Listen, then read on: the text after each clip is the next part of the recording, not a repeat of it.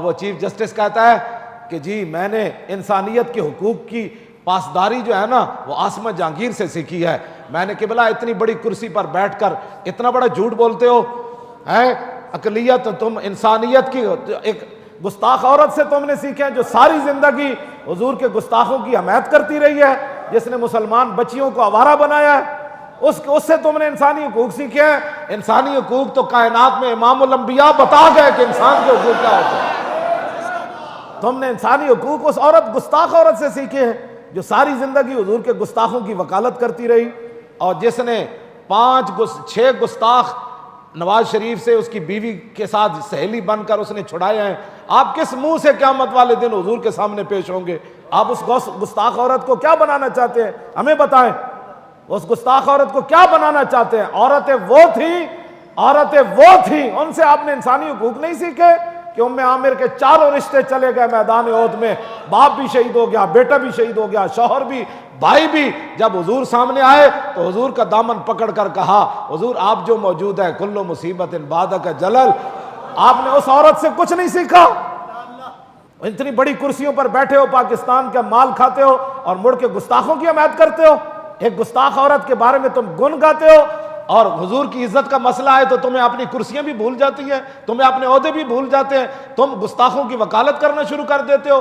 اور جب ایک گستاخ مر گئی, وہ جہنم میں جائے, اس کی وکالت کر کے کیا بتانا چاہتے ہو کہ جو پاکستان میں گستاخوں کا حامی ہو ہم بھی اس کے حامی ہیں؟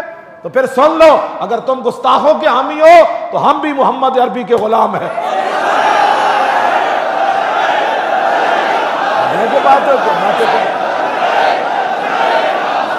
توجہ. ہم نے بھی حضور کا کلمہ پڑھا ہوا ہے. کاہن و پاپا, اقبال کہتا ہے کاہن و پاپا و سلطان و امیر, بار یک نخچیر صد نخچیر گیر, از غلامی فطرت او دون شدہ, نغمہ اندر نیو خون شدہ, تا امین حق بحق داراں سپرد, بندگاراں مسند خاکاں سپرد. اقبال, تم انسان کی حقوق کی بات کرتے ہو. اقبال کہتا ہے ایک انسان تھا, لاکھوں اس کے شکاری تھے. جناب کوئی بڑے عہدے والا تھا, کسی نے, انہوں نے کہا غلاموں کی فطرت مار دی تھی لوگوں نے. غلام کبھی سوچ بھی نہیں سکتا تھا کہ زندگی میں بھی اچھا کپڑا پہنوں گا. غلام کبھی سوچ بھی نہیں سکتا تھا کہ میں آقا کے برابر بیٹھ کر کبھی کھانا کھاؤں گا. اقبال کہتا تامین حق بحق, یہ ہے انسانیت کے حقوق بتانے والے. اقبال کہتا تامین حق بحق داراں سپرد. اقبال کہنے لگا جب یہ صورت بن گئی, لاکھوں شکاری آ گئے انسان کے, اور غلاموں کی فطرت مار دی, ان کی سوچیں اور فکریں مار دی. اقبال کہتا ہے پھر اتنی دیر میں حضور آ گئے,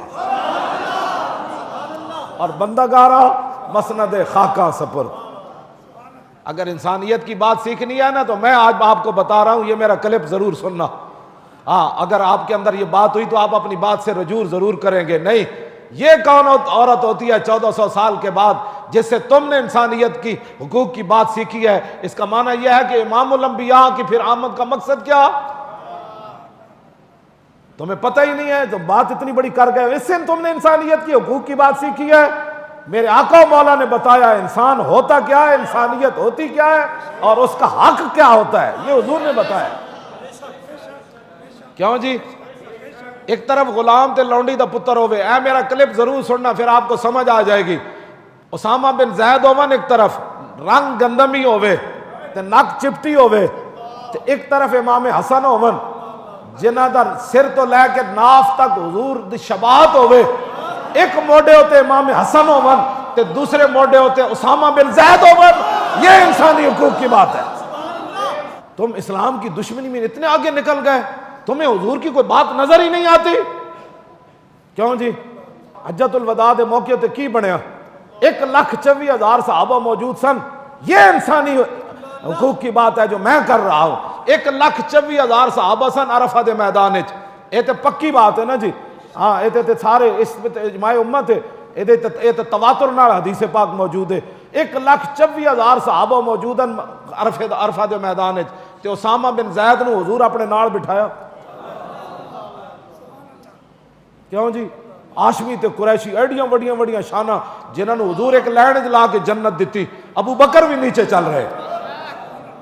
تم انسانی حقوق کی بات کرتے ہو اور حضور کے سارا اسوہ حسنہ کو تم نے کبھی پڑھا ہی نہیں ہے، اور جب تم عین کے لگا کر پڑھتے ہو تو یورپ کی مثالیں دیتے ہو، جب تم کوئی بات کرتے ہو تو حضور کی کبھی تمہیں خیال بھی نہیں آیا کہ حضور کا نام بھی لے لے۔